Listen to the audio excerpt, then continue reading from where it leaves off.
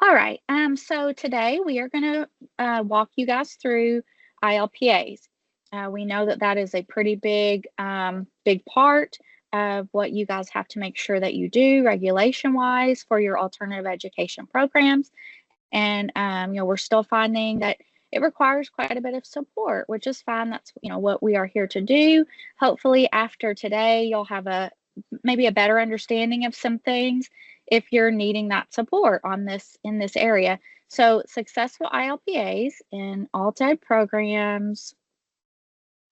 Okay, so we're going to start with the very basic. What is an ILPA? So the ILPA is an action plan that addresses the unique educational needs of a student upon entry into or exit from an alternative education program. So it's intended to be an addendum to the student's individual learning plan, and it should be utilized as an additional resource to meet the needs of students enrolled in alternative education programs. So when you're looking at creating your ILPAs, they must include steps to support the academic, the behavioral needs of the student. They should include criteria for a student's reentry back into that wherever A1 school they came from. And then provisions for the regular review of the student's progress through that school year or during whatever time frame that they are enrolled in that alternative education program. And so going forward, I'll say AEP more or less instead of alternative education program. It's a mouthful. Okay, so who needs the ILPA? So students enrolled long-term, we consider long-term more than 10 consecutive school days. Long-term in an A5 or an A6 program, that's on-site or off-site, okay? So you also have your on-site alternative classrooms, and those might be in the A1 school, but they're that on-site course setup. Alternative education students who have a 504 plan still need that completed ILPA. Alternative education students with an active IEP are not required to have an ILPA. A lot of times we advise programs, even though it's not a requirement for those IEP students. Sometimes it's best just to go ahead and do theirs anyway, especially if you're doing it and it's embedded into your program and your program culture.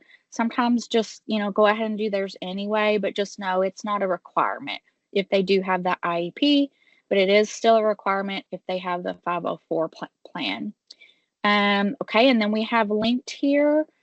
Not sure if you guys will have access to these slides, but all of this information as well is on our alternative education webpage as well, along with the regulations that you can review on your own too, more in depth on those. So effective use of the ILPA. We want to have clear systems in place for that ILPA creation, review, and for the ILPA to be informed by the student's ILP. Steps to support the student's academic and behavioral needs. We want student goals clearly outlined. So the ILPA should be created with input from the ILPA team. So we're going to kind of look at some other slides that are kind of based on that team, but we want to remember it's a team. It's not just, one person just kind of putting everything in without input from all the stakeholders. The ILPA process should be embedded into the culture of your program. So we when we do support programs with this aspect for the creating your ILPAs, we encourage that they are just sort of rolled right into something you're already doing, say your PBIS, just something that you're already doing, since it is a requirement, and that just makes it feel like just kind of a requirement that's not meaningful, but then it can also just sort of be rolled into something else and it doesn't feel like double work or something extra that's not valuable. Items to inform the ILPA. So you want to think about data collection, student direction, ILP meeting guide, PBIS foundations, and progress monitoring. Okay, so here is where we're thinking about the ILPA team. Could also be considered that transition team. transitioning to and from the A1 and your alt-ed program or AEP. Okay, so thinking about who would be appropriate for that ILPA team, you're thinking about the students' teachers, of course. You're thinking about the alt-ed leadership as well as the A1 school leadership. They could both participate in that. The student themselves, of course, is going to be involved in their own ILPA and goal setting. The student's family and guardians, and you could also have your school counselor or any type of mental health professional that might be supporting the student as well. Basically, anyone that has a vested interest and influence in the success of the student. Okay, forming your transition or ILPA team. So the next several slides, I think, are going to kind of get into Infinite Campus and just kind of logistics as far as navigating Infinite Campus, how to kind of go in and out of certain elements, I guess, of the ILPA.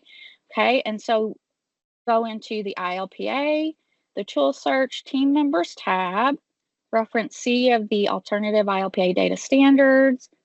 So the team member data will populate the team meeting information within the ILPA. Enter all staff that will be participating in the transition planning. And then there's, it references two functions, find and link new team member, and then enter the new team member. So when you're putting together that ILPA team, those members of that team, they will be recorded in the ILPA in Infinite Campus. So the components of the ILPA, okay, we've kind of talked about these a little bit already, but we want to think about the behavioral goals as well as the academic goals. So we want to be thinking about those social, emotional needs. We want to be thinking about the students' strengths and their challenges. So we also want to think about the college and career readiness goals. Transcripts and partial credits would be appropriate to include, and any assessment scores and data. So other relevant documents might be their graduation plan, their transition plan, or any legal documentation. Basically, if you think the information would be helpful for monitoring student progress, go ahead and include it in that ILPA. One thing we do want to remember is that a lot of these students are transient, and so whatever you're putting in that ILPA, as long as it's locked, that will go with the student. So even if they leave you and go to, say, a different district in the state, or go to, even just back to their A1, whatever you put in there, it should be visible to that next school that they're at if it's locked in there. Okay, so getting started, ILPA setup. So we have the setup template banks located in various parts of the ILPA. ILPA setup document. So to populate the offsite drop list on the plan information editor of the ILPA. Access to the ILPA module, and that gives you instructions to grant access to the ILPA. So sometimes we run into, maybe a principal of an alt-ed program, and they try to get in it and they realize that they don't have the rights to go into that ILPA. So you do have to go to your district. And so whoever is like your data manager, your ILPA, or not ILPA, your Infinite Campus, whoever does those things within your district, they should be able to give you those rights as long as it's requested. So just make sure going into, the new year, that anybody that needs to be able to go into it has those rights to get into that. Okay, so thinking about template banks. So go into the ILPA template bank setup. So you're able to set up your own banks in there according to like how best would benefit your program. So this is just kind of going into directions on how to do that. So scroll the text boxes with the paper symbol, and that indicates a template bank. Utilizing the template banks will expedite the ILPA completion process. And so if if you decide you want them all to look a certain way, maybe they are based on your PBIS goals or something like that within your program, and then you can just create your template and go from there. And that kind of alleviates some of the groundwork. The following fields within the ILPA may have template banks. So you can make one for criteria for re-enrollment for the student, make one for student strengths, student needs, and goals and objectives. ILPA editors. The Kentucky ILPA outline shows each editor of the plan and acts as a navigation tool. And saved editors will display in bold. Okay, so like I said earlier, some of these slides will just kind of show specifics of what it looks like when you're doing this in Infinite Campus, screenshots on there, and what that looks like. So adding the team members tab, create a new document, choose Kentucky ILPA, navigate to the plan information editor, and add relevant dates and placement information, and multiple reasons for placement may be selected. And then, so where you see it has the end date. Sometimes, we know you may not necessarily know the exact end date. It might depend on the student progress, but you can just put sort of as a placeholder on there. You can just put a year out if you're not sure, or I mean, really any date. If it's generally a semester's time, just put that date, and then you can always go back and change it. So if something happens where the student leaves sooner or has to stay longer, you can always go back and change that end date in there. Student information editor. So the refresh student information button will populate data as read only from student census record.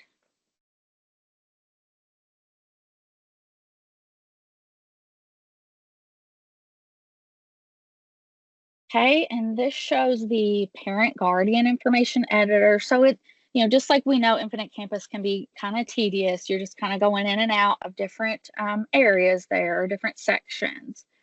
So this shows the guardian information button will populate data as read only from student's household record.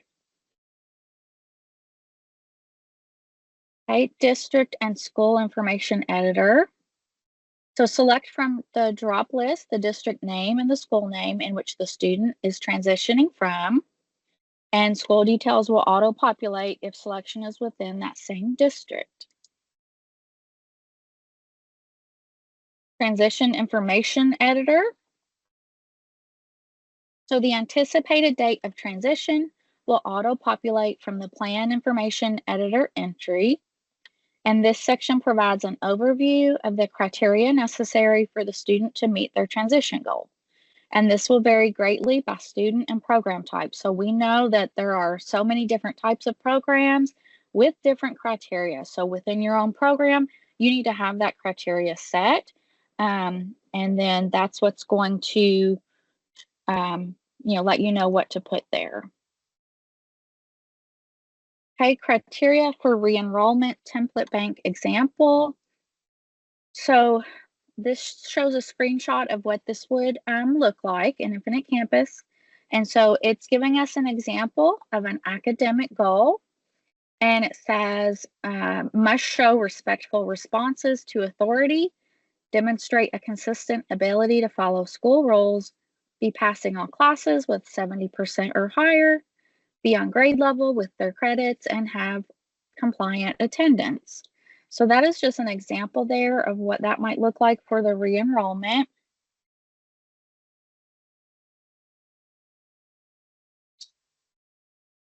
Okay, student records editor. So review and select all documents available upon enrollment in the program. Reference the student's ILP for a more efficient transition and completion of the ILPA. So this is just basically a checkbox. And so, we said include anything that would be helpful in that student's goals and monitoring that data. And so you're just going to go through and check what you've included in that ILPA on this page. So best practice, comprehensive student records make transition easier and they increase the chances of student success. So we kind of touched on this already, whether they're, maybe moving to a different district, different program, or maybe just re-enrolling back at their home school.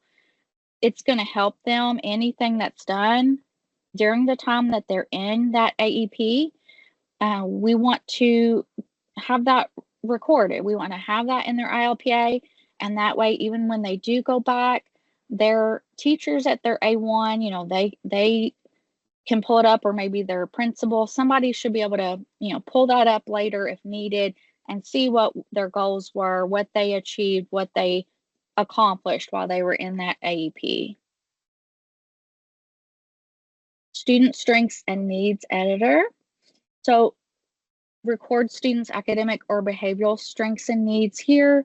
So thinking about, again, that template bank, and you can kind of create the template, based on what you want to do, or just, something that makes sense for your program, the culture of your program. And this is also something that your Infinite Campus person within your district, a lot of times they can help with these too, creating these template banks. A lot of times they can provide that support. Okay, so again, thinking about your students' strengths and needs, thinking about the academic, behavioral, social, emotional strengths and needs. Build a template from recurring themes that you're seeing in your students that come through your AEP. Thinking about helping students see their own positive character strengths. So, there's different character strength builder programs, things online that are free, and we can help you with that if you're needing help. But there's, different surveys they can take and things that can kind of give them ideas, because they need to be built up and to know that no matter what they're going through, or why they're in that AEP, they still have strengths that they can draw from and be proud of. So just helping them find those strengths that they do have. Every student has something that is a strength. Identifying those strengths and helping students build on those. And then that can kind of, once you look at the strengths, then, okay, let's see what we need to grow from, where our needs are, and where we can grow from with our needs. Okay, goals and objectives editor. So thinking about meaningful goals for the student. Not all goals and objectives are measured by academics or disciplinary related events. Think about college and career readiness for your students. Think about social emotional skills that maybe they're working on for their goals. So using your template banks, once again, identify common goals used in your program and build those into your bank, and then updates for individual students. So the templates can definitely help you, and you can kind of create that, and it can kind of give you something to build from. But then still, you can go in and have it student based and more personalized for each student as well. Objectives should be measurable, and goals can have multiple objectives. Okay, so here we have your goals and objectives template bank example. So building a bank with goals and objectives that align with common initiatives of students in the program. The example provided is the bank of an A5 offsite program that has a minimum stay of 45 days. So we see on there they have an attendance goal for the student, then they have objectives, actively engage and participate in daily academic achievement. Then objective 2, be prepared to receive and complete instruction in each assigned class. That gives you an example of that. Team meeting editor. So that ILPA team, you will meet in that team to review that ILPA. Regular team meetings to review your student progress is a vital component of the ILPA process. So whenever you meet, you're going to document your time, your purpose, who was in attendance, and your outcome of the meeting. Members that were added via that team member section will be available here. Okay, so very important. This can be sometimes overlooked. You want to make sure you're locking your ILPAs. Once you can't just save it. If you save it, it is saved, but it's only viewable by you. So we want to make sure they are locked. Making sure that those are locked, and it's just a little lock icon there, as you can see. It just looks like a little lock icon, and locking those, if we are coming to visit you for monitoring, we want to see how you're doing with your ILPAs, and so that lets us pull those reports and those numbers on your ILPAs and how many are completed. But it also lets, as we talked about with the transients, you know, if they go to a different school or even just back to their A1, we want to make sure that whoever needs to be able to see that student's ILPA can see it. And so that can only happen when it's locked. So just don't forget to do that step. Okay, so required for ILPA to sync to your state edition, required for ILPA to be part of the student records transfer process. So don't forget to lock. Okay, so progress monitoring. So tool search, ILPA, go to the team members tab, create a new document, select create new progress report, and progress toward goal and objective should be documented on a regular basis.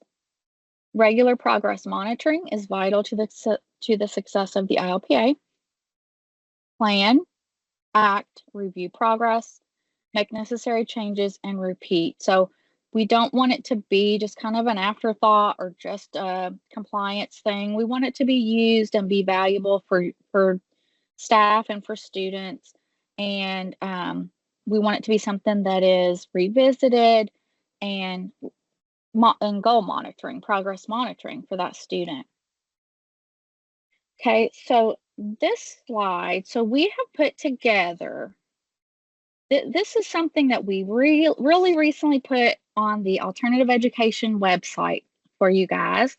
And we're going to be able to, hand this out in paper copy if we're ever in person doing things, but this is something that hopefully will be helpful.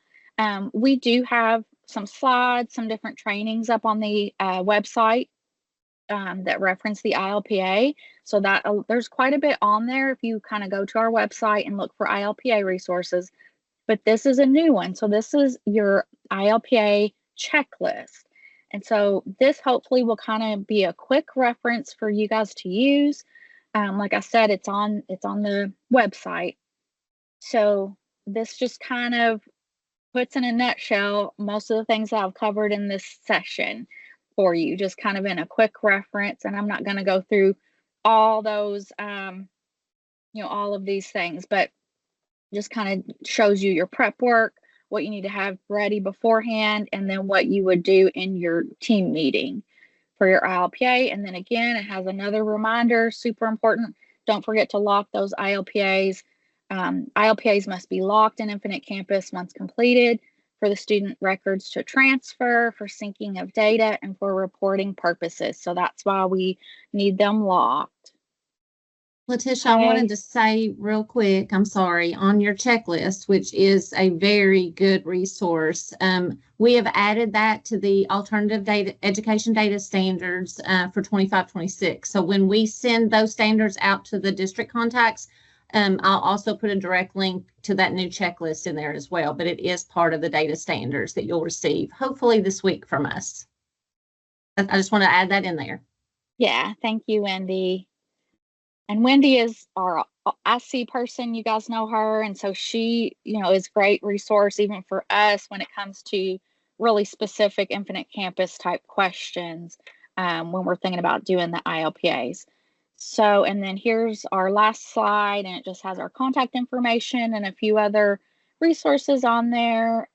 So there's me, there's Christina Green, and then, like I said, Wendy is there for more sort of Infinite Campus specific ins and outs type questions. So you did have two questions, and I did answer those questions, but I'll read them here just in case other people might have it that are on the call. Okay. The first question was, what checkbox should be selected in the district assignment page in IC for the person to appear in the drop-down list of team members for an ILPA? Must the district assignment be same as the school as the student, or could it be a district office district assignment? That was a lot. But the answer is the district assignment must be within the school. So it must be a district assignment within that alternative education program. And they should be selected should be selected as either an advisor or a counselor. So those are the two things that have to happen for that district assignment to work. The other one was, and it's a little more complicated too.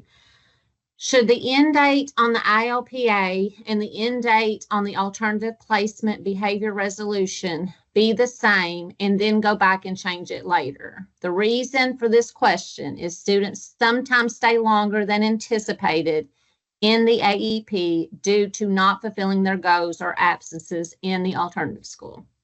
So I handled that question as well because it is on the behavior side of things. So the end date in the ILPA is not connected to the behavior resolution end date in the system. This can be a local district process that might be beneficial. However, the behavior resolution date should not be changed if the student stays in the AEP longer for non-disciplinary reasons. So that may prompt more questions. And of course, you guys can ask on here. We've got, I think, about 3 more minutes, and or reach out to any of us directly if you have additional questions regarding those 2 items that I just repeated.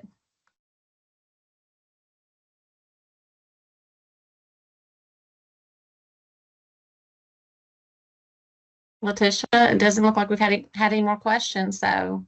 Okay. Well, like Wendy said, just reach out if you guys do, or if you need support in doing these. And I appreciate your time today. Thank you all.